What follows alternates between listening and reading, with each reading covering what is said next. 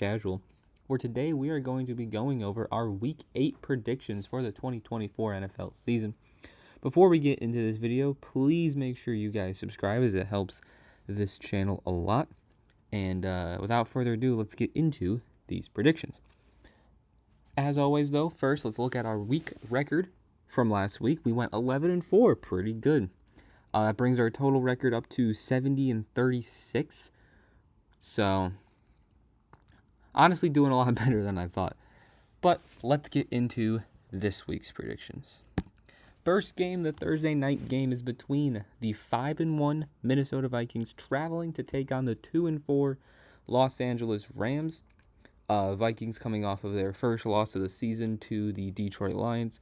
Not a bad, team to lose to. Even though I know they want to try to win that division, so that game really would have obviously helped them. But they didn't lose to a bad team. And the Rams coming off of a win after losing 2 straight. They beat the Raiders, so take that with what you will. So both these teams, or the Rams coming in with a win and the Vikings coming off of a loss.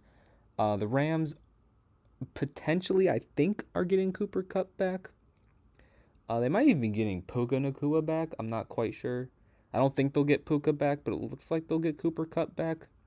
So that's obviously going to help a lot. You can add some passing on top of Kyren Williams, who's been great. Even though their passing offense has still been pretty good. Stafford's has still been Matthew Stafford. However, their overall team hasn't been great. Their defense has been below average. Their offense as a whole has been below average, while the Vikings have been a top 10 offense and defense. They actually rank 6 in points per game at 28 and 6 in points per game allowed at 17.8. So the Vikings are pretty consensus probably the favorite to win this game. They're currently 3-point favorites.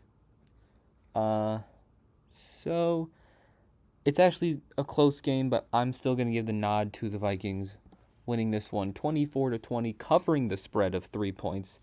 For all those bettors out there, I think the Rams end up taking this one in Los Angeles. Next game, we have the 5-2 Ravens taking on the 1-6 Browns.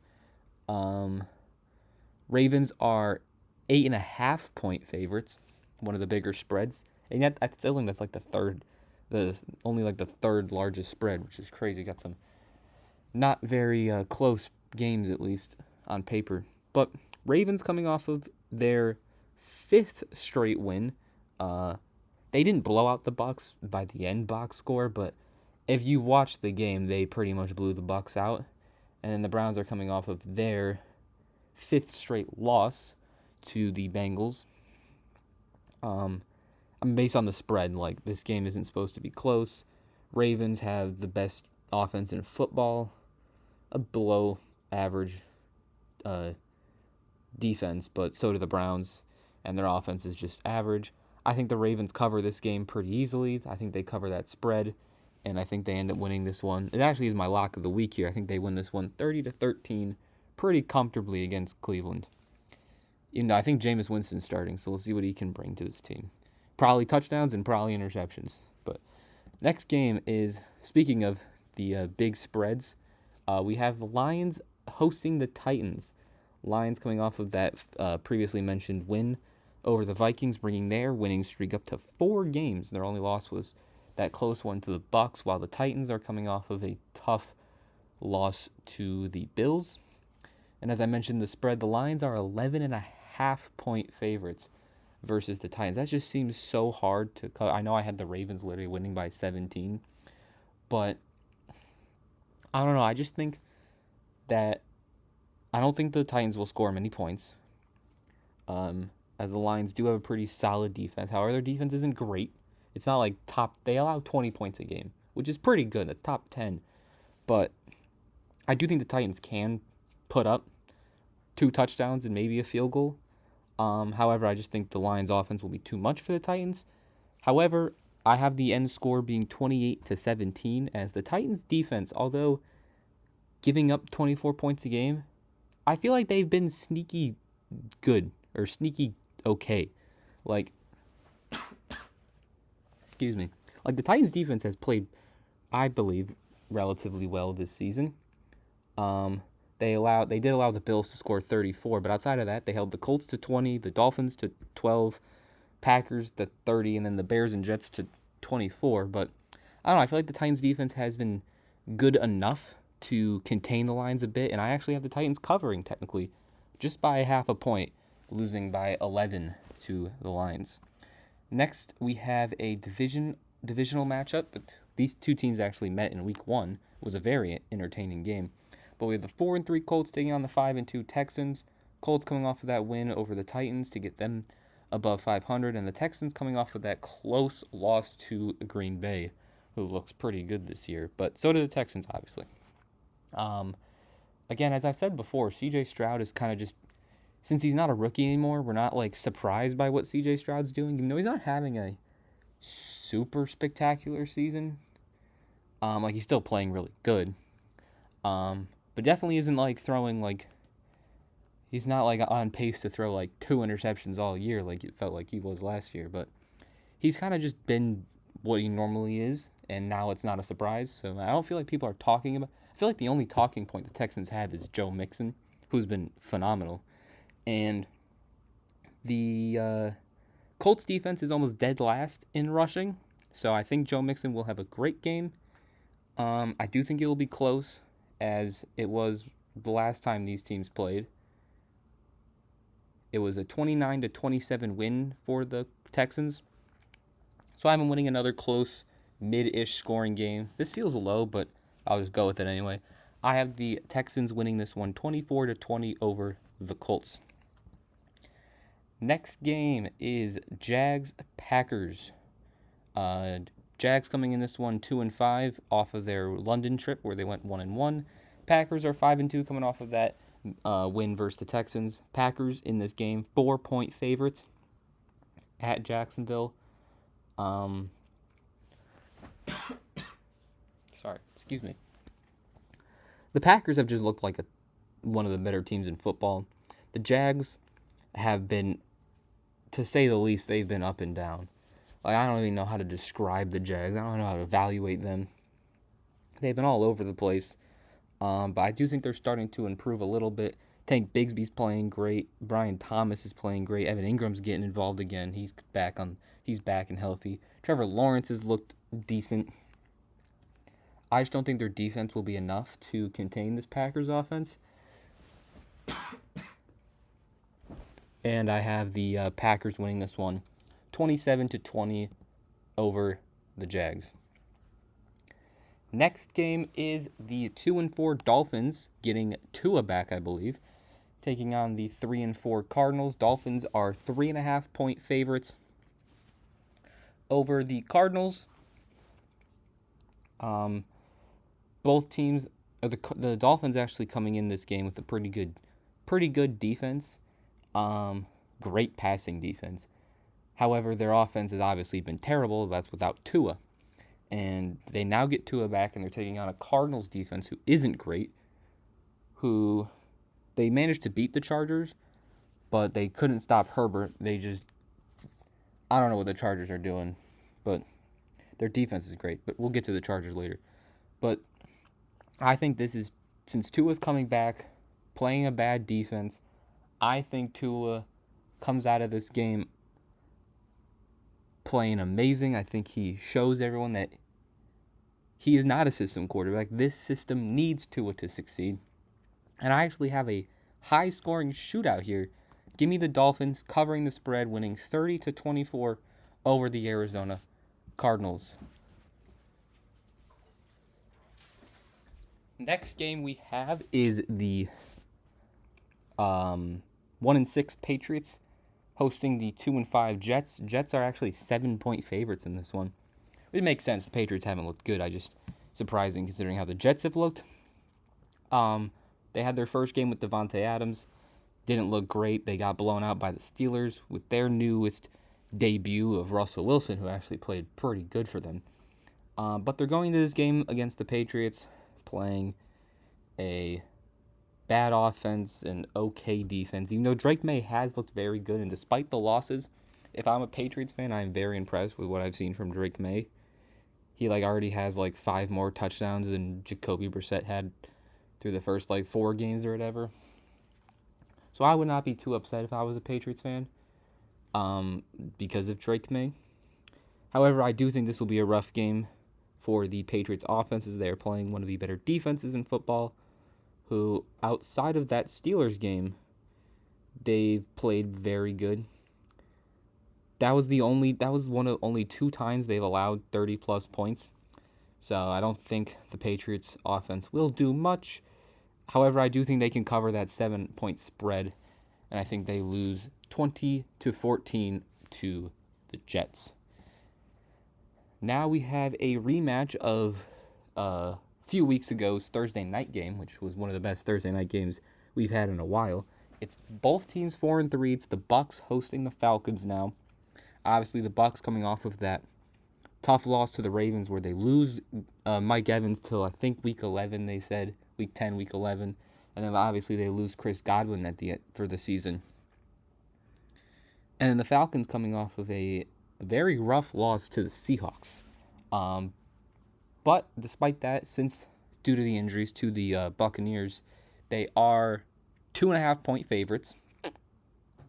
Of course, last time these teams played, it was very, very high scoring. I know it went into overtime, but even the score was 36-30 with overtime, so it was still 30-30, not including overtime. So they may need overtime for it to be high scoring. I think that will be the case again. I don't think it will be as quite high scoring, especially considering the injuries to the Bucs receivers. However, as I mentioned last week, the Falcons play a lot better on the road this year than they've played at home. So I'm actually going to go with the Falcons in this close, high-scoring game to actually sweep the Buccaneers. I have the Falcons winning 30-27 over Tampa Bay. Next, we have, going into the year, I've been really excited for this matchup. Still am, but not as much. Although, thankfully to A.J. Brown being back, the Eagles look really good again. So this could be a fun matchup still. But we have the 4-2 Eagles taking on the 3-4 Bengals. Bengals are 2.5-point favorites, probably just because of the home field. This is an interesting one.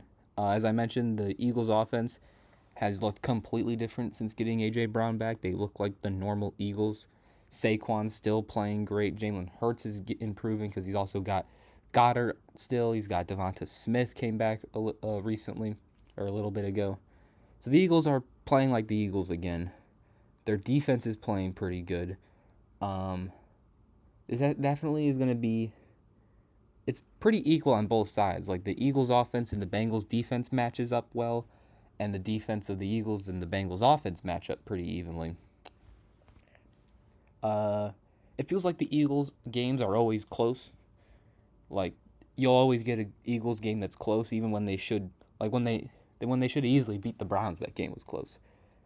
So I think this will be a good, close game. However, I am going to go with, I guess, technically an upset because the Bengals are favored. But I'm going to go with the Eagles winning 24-21 over the Bengals. Next game is Chargers.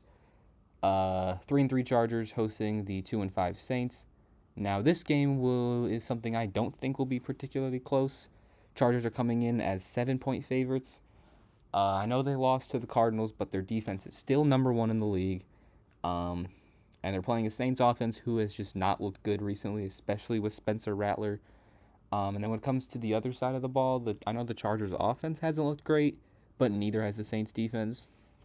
And so I think the Chargers offense will be able to score enough for what they will need to based on how their defense will play. And so I think this is a pretty easy win for the Chargers. I think they cover that 7-point spread, and I think they end up winning 20-10 over the Saints. Now we have Bills-Seahawks. Seahawks 4-3, Bills 5-2. Both teams coming off of pretty dominant wins. Seahawks versus the Falcons, Bills versus the Titans. Bills are 3-point favorites in this one. I know the Seahawks might not have DK Metcalf, but I don't know. I really like what I've seen from the Seahawks recently, bouncing back after those 3 straight losses. I like to pick some upsets here and there, so I'm actually going to go Seahawks winning this one 28-24 over the Buffalo Bills. Now we have Bears Commanders. Now, this is obviously the battle of the number 1 pick versus the number 2 pick. However, we might not get the number 1 pick versus the number 2 pick. Instead, we might get the number 1 pick in Caleb Williams taking on Marcus Mariota, who is a former second-round pick, like Jaden Daniels, or second overall pick, like Jaden Daniels. Bears defense obviously has been one of the best in football. They're currently 4th in total defense. However, they're playing the number 1 scoring offense in the Commanders. Despite that, I do think the Bears will win this game. And when it comes to the score, I think if it's Marcus Mariota, the Bears win this one pretty easily. And I think if it's Jaden Daniels, it'll be close. But I do think the Bears win no matter what. Especially if Jaden Daniels isn't like 100% but still playing. So I'm going to go with the Bears not covering the spread, actually. I have them winning 21-20. Now, the spread might change if Marcus Mariota is listed as the official starter. So we'll see what happens there. But at 3 points, I'm taking the Commanders. And if it increases, I'm definitely taking the Commanders to cover. Next game is the Panthers at Denver. Bryce Young starting again. Andy Dalton sprained his thumb in a car accident. Luckily, no one was injured, but his family was involved too, so that's great. But talking about the game, Bryce Young starting. He gets his chance again after being benched. Now, the first game he was benched when they played the Raiders, the Panthers offense looked amazing. And then it looked pretty good against the Bengals. Then it had the game against the Falcons where it looked pretty good. But last week against its subpar Commanders defense, they did not look good. So maybe Andy Dalton's reverting back to that veteran backup talent. So either way, whether it's Dalton or Bryce Young, I don't trust this offense to score many points against the Broncos.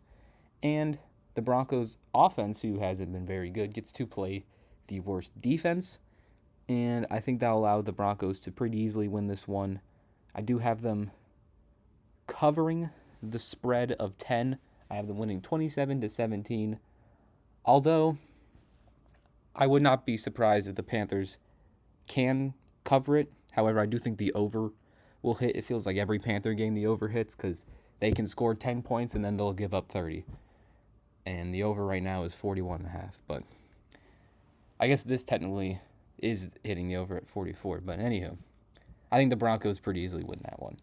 Next game, we have the Chiefs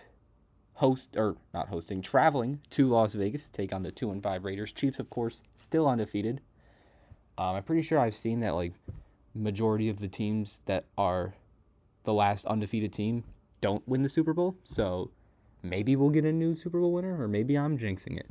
Anywho, Chiefs coming into this game 9.5-point favorites, and I think that's pretty accurate. Chiefs offense has been good, not great, good. Their defense has been great though, and the Raiders haven't really had anything. Their passing game as a whole on defense and offense has been their really only bright spot. So I think this is a pretty easy win for the Chiefs. Mahomes doesn't tend to lose to AFC West teams very often. I know they had that loss last year on Christmas or Christmas Eve to the Raiders, and everyone was saying it's the Chiefs done, and then they won 10 straight or whatever. But I think this is a pretty easy win for the Chiefs. I'm gonna go 30-17. Chiefs win over the Raiders. Now we get our Sunday night game. The Cowboys traveling to San Francisco to take on the Niners. Niners coming off of an unfortunate loss to the Chiefs, and the Cowboys coming off of their bye week. Now, I don't know if Micah Parsons, he's questionable. I think that if Micah Parsons plays, the Cowboys actually have a good chance to win. And I actually think they have a chance to win if Micah Parsons doesn't play. They're coming off of the bye. They have played a lot better on the road. I know they haven't played the greatest road like the teams they've played on the road haven't been the greatest, but they've played pretty good on the road. The Niners haven't looked great. Ayuk's out. McCaffrey's still out. Their defense honestly hasn't even been spectacular. I think the Cowboys actually have a chance to win. Matter of fact, despite being 4-point underdogs, my upset of the week is the Dallas Cowboys beating the Niners 30-27. I could easily see the Niners blowing out the Cowboys as well, but I got to pick an upset of the week, and that's my upset of the week.